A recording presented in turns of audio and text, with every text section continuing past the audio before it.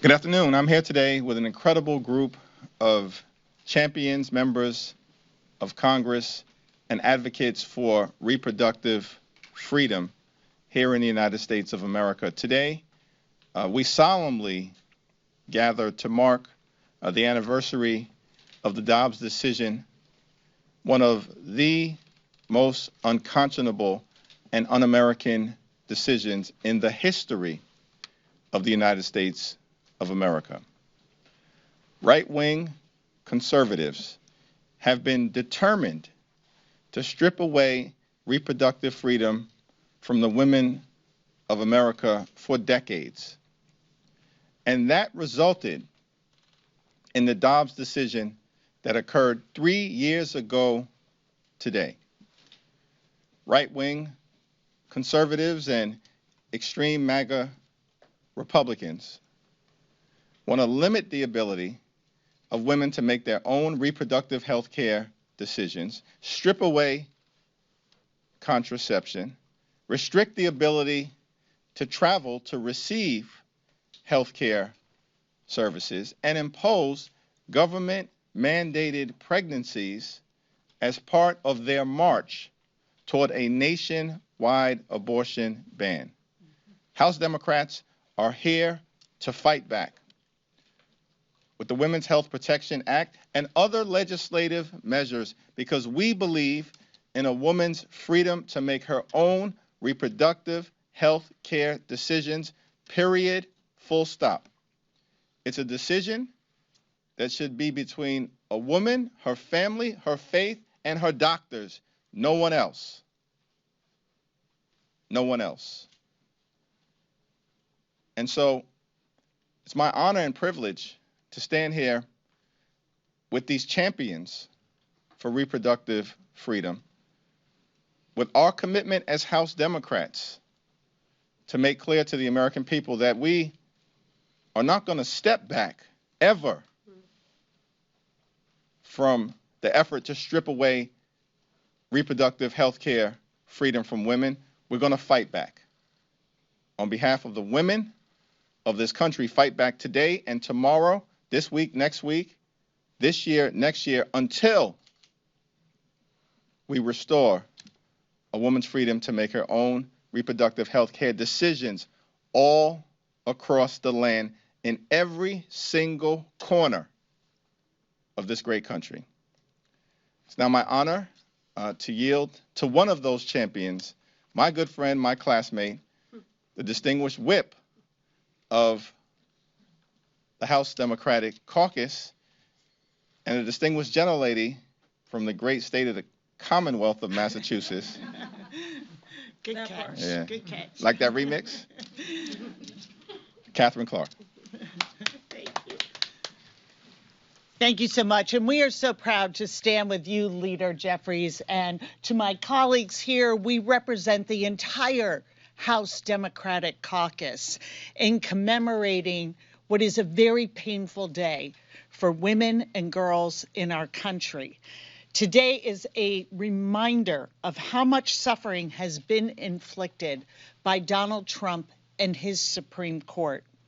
3 years ago today, Trump's right-wing Supreme Court eradicated half a century of progress. His judges declared that women's health, our well-being, even our survival, all of it is secondary. What comes first is an ideology of control, absolute control over if, when, and how to start a family.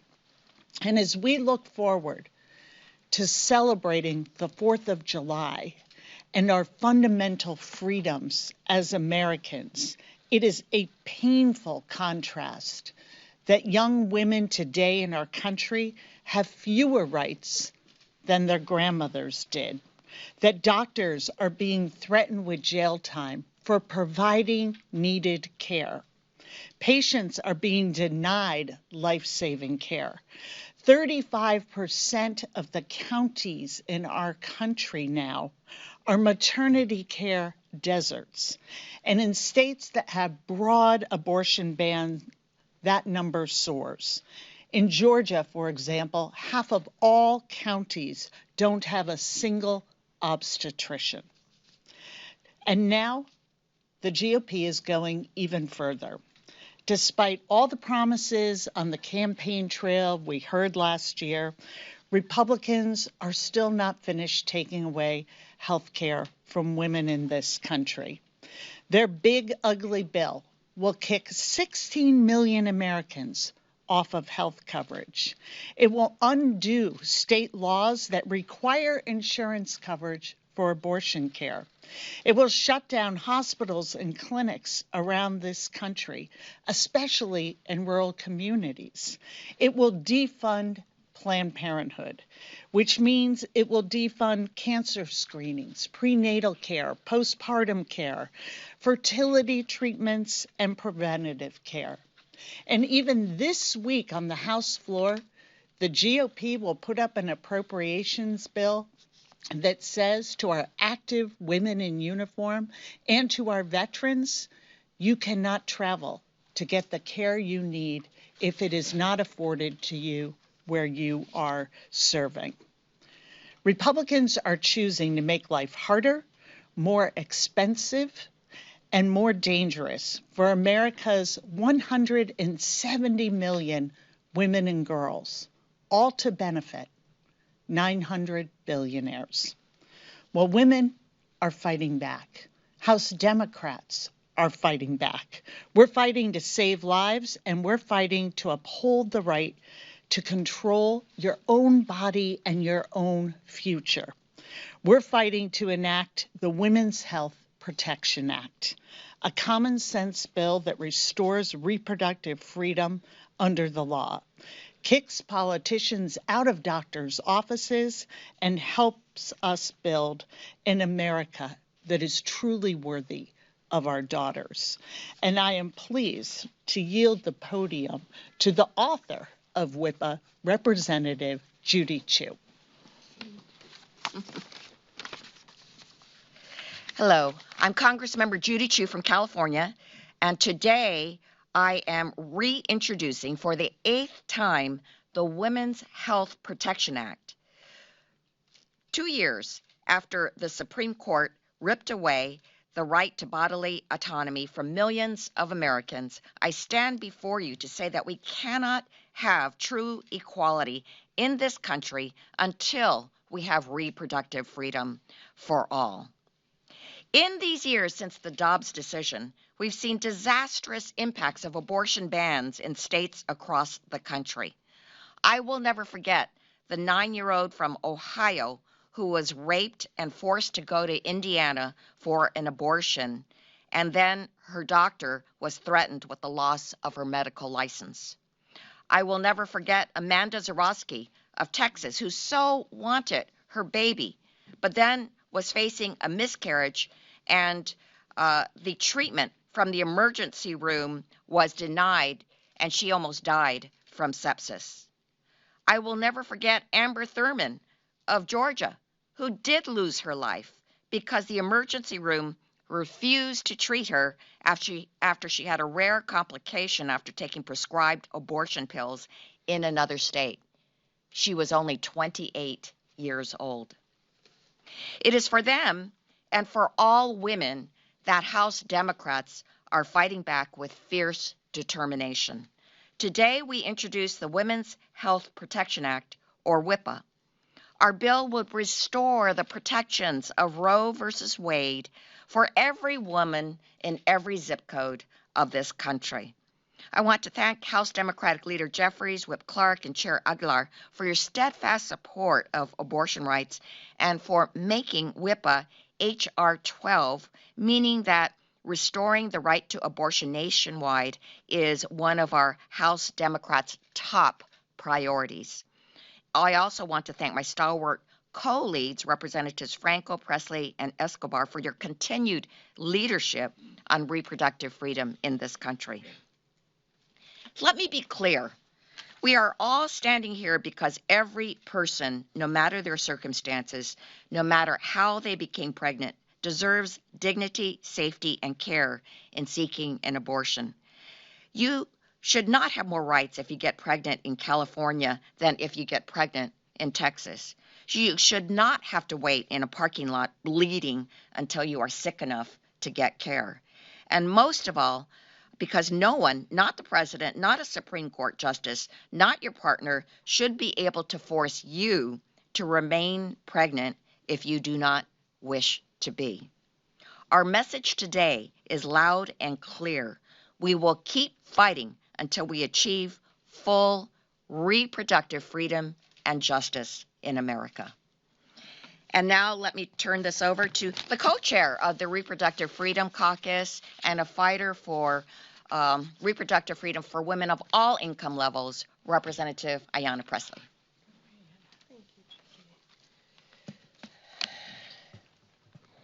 Good afternoon. Thank you to my esteemed colleagues and all of our partners in good.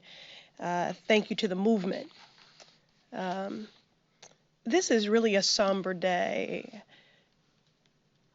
You know, this attack on bodily autonomy, on health care, was really the first domino to fall, the first attack in this extremist march towards an abortion ban. And what is that really? A nation of forced birth. A nation of forced birth, while Republicans seek to deny Medicaid and health care when 40% of births are covered through Medicaid. A nation of forced birth when there is already a black maternal morbidity crisis. My grandmother, my father's mother, died in the 1950s giving birth to my father's youngest brother. And in 2025, we still see that black women are still 3 to 4 times more likely to die in childbirth or post-birthing complications. A nation of forced birth without universal child care or paid leave. An administration that's hostile towards the women of this country and working actively to degrade Head Start. A nation of forced birth. 3 years ago, I was in the bleachers at our daughter's 8th grade graduation, filled with immense pride and hope at this milestone that she had achieved. And while at that graduation, learned in real time that Roe had been struck down. And I was immediately filled with dread and a heaviness, sobered by the fact that my daughter would be going to sleep with fewer rights than she woke up with that morning. In the 3 years since, we have heard horrific testimony in this climate of the criminalization of patients, providers, and prescribers, and their loved ones who have been denied care, denied their dignity, and even robbed of their lives. Reproductive freedom, abortion care, health care. This is an issue of consequence to millions in this country. Many have been directly impacted. Lives have been lost, and more will continue to be. Amber Thurman was a 28-year-old mother and a medical assistant. She sought medical care out of state due to an abortion ban, and when she needed follow-up care, she was turned away. A DNC, a standard medical procedure, was discussed and deferred. Amber died on a hospital gurney, leaving behind her 5-year-old son.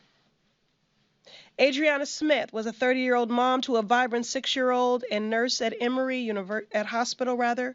She was sent home from the hospital without the care she needed. She woke up gasping for air, arrived at the hospital, and shortly thereafter was declared brain dead.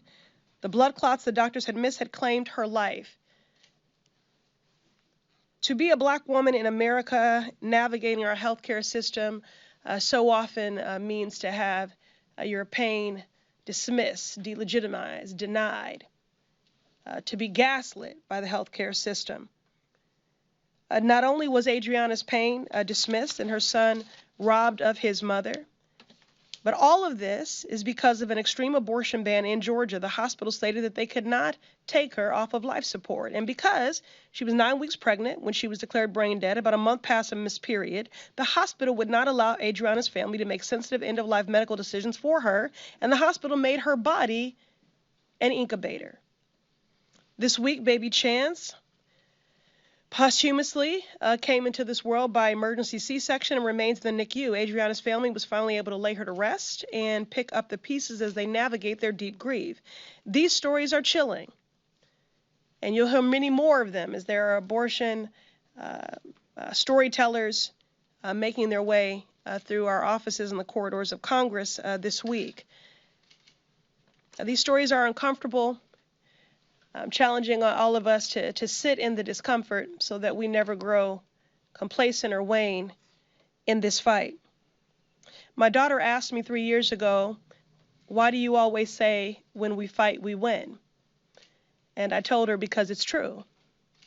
And I will not be a liar to my kid. There are those who aim to rob families across this country of essential abortion care in their home communities. And they're complicit in this harm. They're using every tool, the courts, executive actions, and legislation from state houses to Congress, and notably through this big, ugly bill as it makes its way through the Senate as we speak. The cruelty is the point. At this point, Republicans can't deny that they're actually in the business of making people across America sicker, poorer, and more vulnerable. Today, Democrats stand before the American people reaffirming our commitment. I'm so grateful for the steadfast commitment of our leadership. We will use every tool we have to fight for your health care. Abortion care is essential health care. From local mutual aid efforts to fighting like hell in the courts and in the halls of Congress, we won't cede anything because lives depend on it, and your families deserve it. No one should come between a family and their medical providers. As I close, 3 years later, today our daughter is in a couple of days turning 17. She reminds us by the hour. And as we're looking at colleges, one key factor that has shaped her decision is her ability to access health care. Shamefully, that is now a part of our calculus. I want my daughter and all of our children to grow up in a world where they are limitless, where they have every right and freedom that we grew up with and more, where they get the health care they need, and where they can survive a pregnancy if they choose to become parents. And that is why I affirm and believe deep in my bones that these harmful bans and this unjust status quo are not an inevitability, and they are not where this story ends. A more just America is possible. We remain strident in our advocacy that everyone receives the care and dignity they deserve. And with that, I will now turn it over to our indefatigable, exuberant warrior in the work of justice, the chair of the Democratic Women's Caucus, Teresa Leger Fernandez. Thank you, Chairwoman Presley, and to all of my colleagues here tonight. Yes, I am Teresa Leger Fernandez, chair of the Democratic Women's Caucus. Dobbs was the starting shot in a mad rush to restrict women's health care freedoms. And it's heartbreaking because we want women to have freedom. It's heartbreaking because we want women to live. I had an ectopic pregnancy that threatened my life. I was bleeding to death, and I remember painfully the loss of blood, the rush to the hospital, the being on that operating table as the doctors were shouting, "We're going to lose her." Those doctors had to worry about one thing only. Could they save my life? They did not have to worry about whether they would lose their license or whether they would go to jail. Every woman in every zip code must have the right to choose when, where, and if to have children, to have that freedom to both make that decision and if something goes wrong during pregnancy, to know that she can get the health care she needs, whether she lives in New Mexico, where she can, or in Florida, Louisiana, or Texas, right now, where she can. The Women's Health Protection Act would change that calculus to make sure it doesn't matter where you live, because everywhere you live should be a place where you will have the freedom to make that decision and the freedom to live. through any medical disaster. Nuevo Mexico is a reproductive health care haven. We welcome women from across the South and Oklahoma and other places that do not offer the reproductive health care rights we do. But right now, I am incredibly concerned about what will happen in New Mexico's rural areas and in rural districts across our country because Republicans' attack on Planned Parenthood and Medicaid would gut access to women's health care everywhere. Remember, 56% of Planned Parenthood centers are in rural areas, and these are healthcare deserts. You can't proclaim to be pro-life when your policies would risk the lives of women.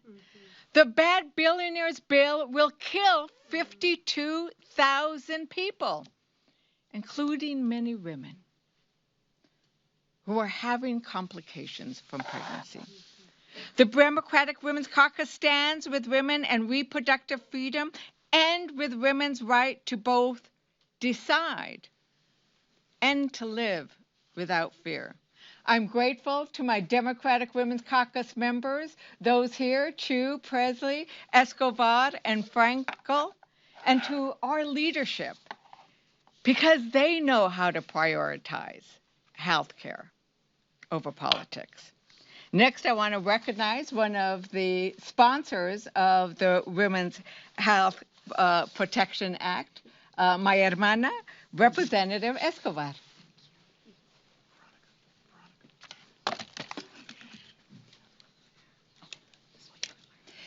Well, good afternoon, everyone, and I want to thank the Democratic Women's Caucus chairwoman. I want to also thank and extend my appreciation to my co-chairs, and I especially want to thank House Democratic leadership. They have been unwavering and unrelenting in prioritizing women's health care. That's the difference between our leadership and their leadership. I also want to take this moment to recognize the millions of American women who have lived through the consequences of Republicans' attacks on women's health care and our access to health care. I live in a state that has not only prohibited abortion, but extremist views have pushed the envelope so much that there are bounties in a state like mine for anyone who helps a woman access reproductive health care. And this is who they are. This is who is right now in control of women's bodies, and they won't stop until they have absolute control. This is a solemn day, Ayanna, as you mentioned. I'll never forget the day that the Dobbs decision leaked. The day that leaked, my office heard from active duty service member women, because I represent an incredible military installation, one of our country's premier military installations. And my office heard from active duty service members, from women who were afraid that because they were stationed in a state that absolutely would prohibit abortion and abortion care, what would happen to them? How would they deal with the consequences of this decision? And then when the Dobbs decision was actually revealed, when it actually was ruled on by the Supreme Court, when it was no longer a leak, when it was no longer what we thought would happen, when it did ultimately, legitimately become the law of the land, I heard a story from someone close to me, and it was the beginning of a number of stories that I've heard since that day. And this woman close to me shared with me her abortion story. Married, had 2 kids already. She and her husband were delighted and excited about their 3rd baby. They planned for this 3rd baby. They had a room for this 3rd baby. They had a name for their 3rd baby. And in her last trimester, she got the news that no woman who is wanting to grow her family ever wants to hear, which is that carrying this baby to full term would not only endanger the child's life, but would ensure that her 2 children would lose their mother. And she had to make the decision, and thankfully she lived somewhere where there was access, although that access was at a clinic where there were protesters frequently protesting in front of that clinic, judging and yelling at the women entering that clinic, judging and yelling at the doctors who worked in that clinic. And she could not even adequately deal with her grief of having to go through a procedure she never imagined she'd have to go through, all at the same time that she was being yelled at, jeered at, taunted by protesters who felt they knew better than she did. And that's who the Republican Party is today. They believe they know more and they know better than women and their doctors. And don't let them fool you. This is not about being pro-life. If they were pro-life, they wouldn't be cutting Medicaid in their reconciliation bill. And for comparison, when we had the opportunity to pass a reconciliation bill, you want to talk about pro-life? Universal pre-K, paid family and medical leave, expanded refundable child tax credit, accessible, high-quality, affordable child care. They voted against all of that. This has nothing to do with children. This has nothing to do with being pro-life. This is about controlling us. And I hope one day they hear the pain and misery they have caused innumerable women across this country, including women they purport to want to protect, like the women who are now infertile because they couldn't access abortion care in a timely manner in a state like mine. So I stand with my sisters on this day. I stand with my great leadership on this day. I stand with the American people who demand and know that we can do better, and we will. We will not stop fighting until we regain the rights that were stripped away from us. And with that, I would like to yield to a great female woman powerhouse leader in our caucus, Madam Whip, Catherine Clark. Oh, thank you, Veronica. We will open it up to questions, but please, we're going to take on-topic questions first. Yeah. There's this report that was made by the conservative group Ethics and Public Policy Center that a large number of conservatives and Republican colleagues have, and some of your Republican colleagues have been backing, and that says that mifepristone is dangerous. And now it's being used kind of as a ammunition, I guess, to urge the FDA to review mifepristone. I guess I wanted to get your thoughts on how concerned are you about that report being a catalyst for the FDA to potentially review mifepristone and, add restrictions to abortion pills? Yeah, they have been attacking science and in particular mifepristone all along.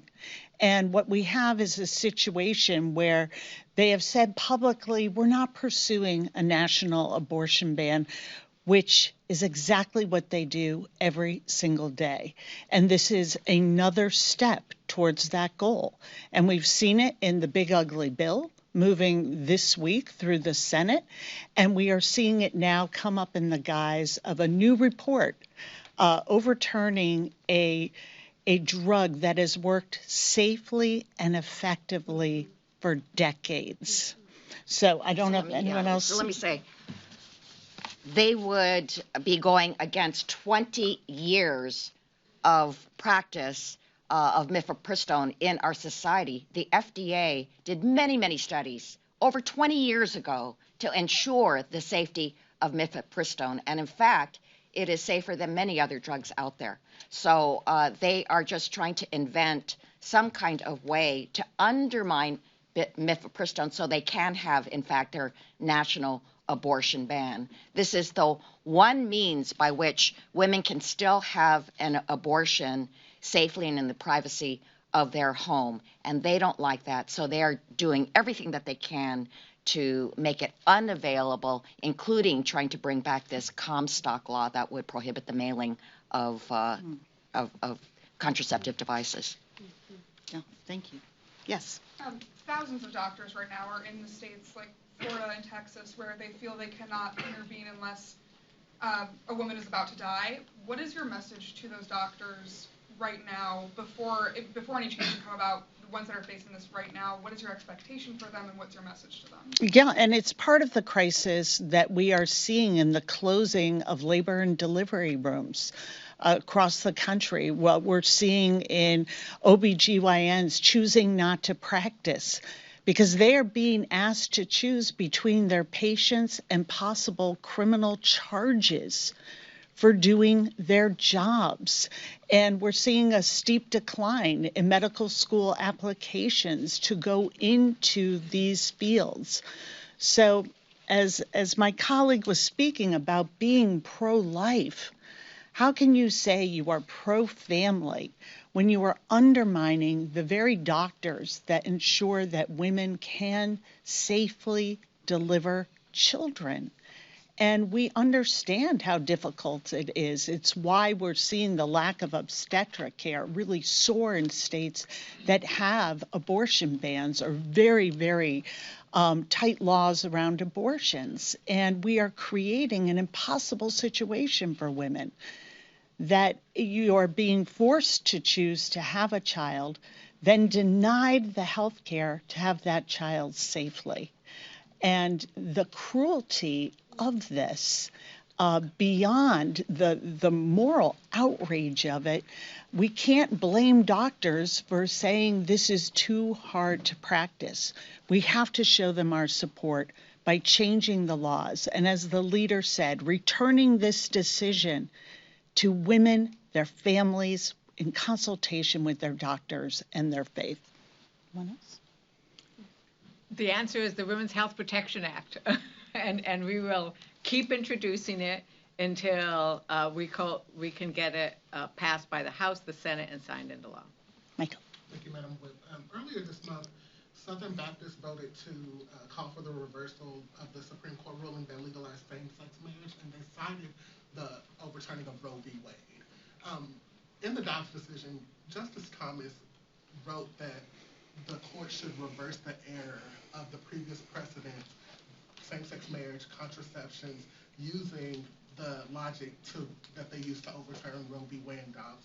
How concerned are you that conservatives, your Republican colleagues, will use Roe v. Wade, Dobbs to go after other hard-won rights like same-sex marriage, like contraception?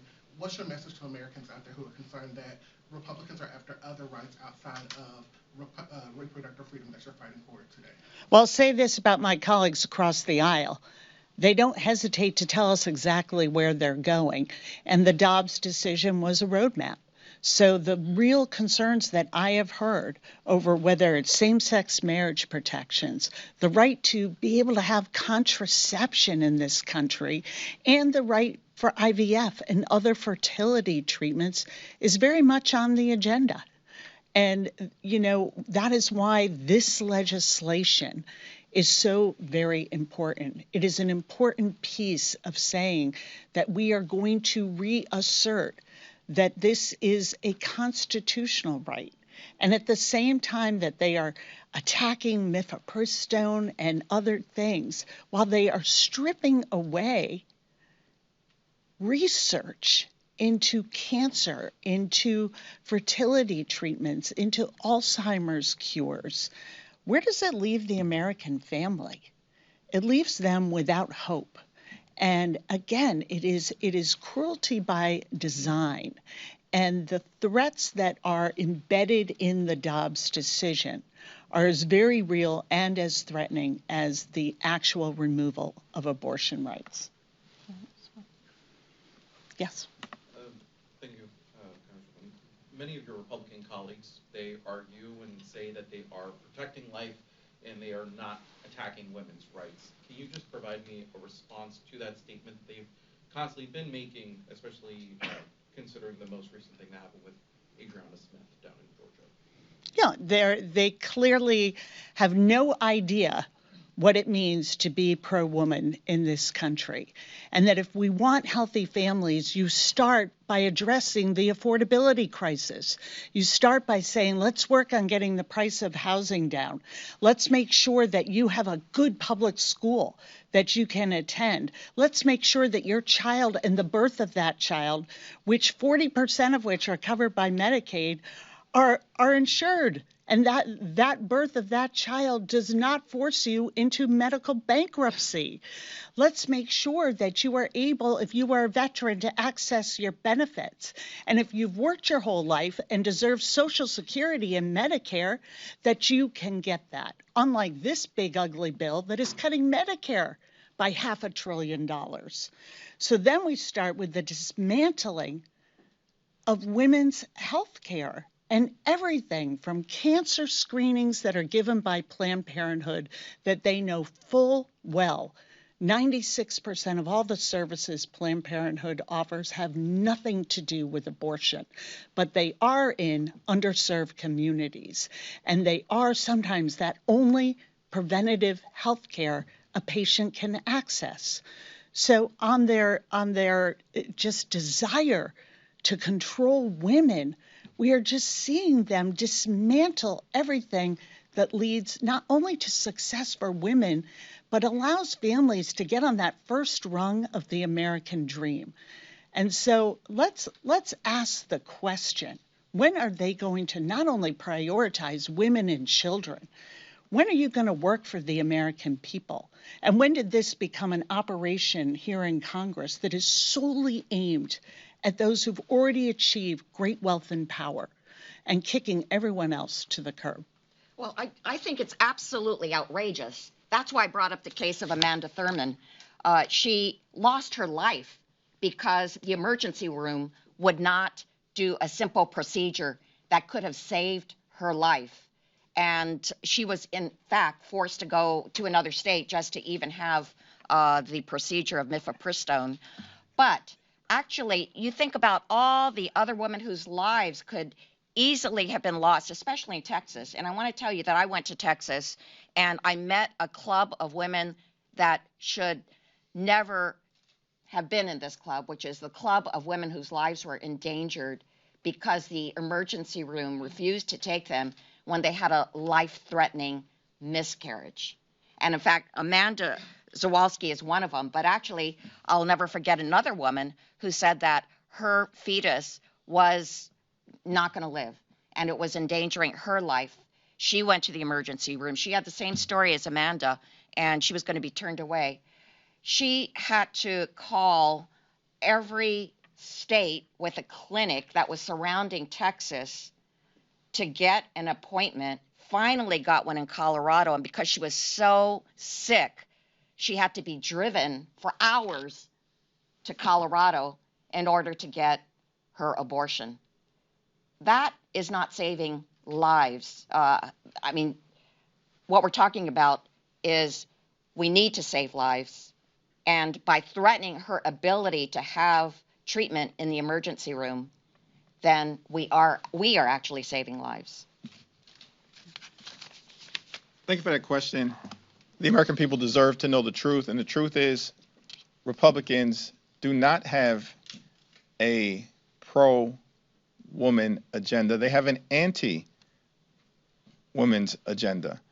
Republicans are determined to jam their extreme right-wing ideology down the throats of women and the American people. Republicans are determined to enact a nationwide abortion ban that will strip away a woman's freedom to make her own reproductive health care decisions. Republicans are trying to enact the largest cut to Medicaid in American history that will hurt women, hurt children, and hurt their families. Republicans are literally trying to rip food out of the mouths of women, children, and seniors here in America by imposing the largest cut to nutritional assistance in American history. That's not a pro-woman's agenda. It's an women's agenda. That's the truth to the American people. And that's why I'm so thankful for the leadership of Catherine Clark and Judy Chu, and of course Teresa Leger Fernandez, Veronica Escobar, and Ayanna Pressley, and all of the members of the House Democratic Caucus who are standing up for reproductive freedom, standing up for women's health care, standing up for the ability of women to make their own reproductive health care decisions and access the health care that they need for the safety and well-being of themselves, our children throughout America, and our families. Leader Jeffries, can I just have you react to the breaking news that the classified briefing on Iran has been postponed? I guess the GOP wants certain members of the cabinet there. We'll have more to say about that later on this afternoon. But the question that the American people are asking is, why are Republicans hiding facts and the truth from America with respect to the possibility that their actions will drive us into another catastrophic war in the Middle East? Thank you. Thank you.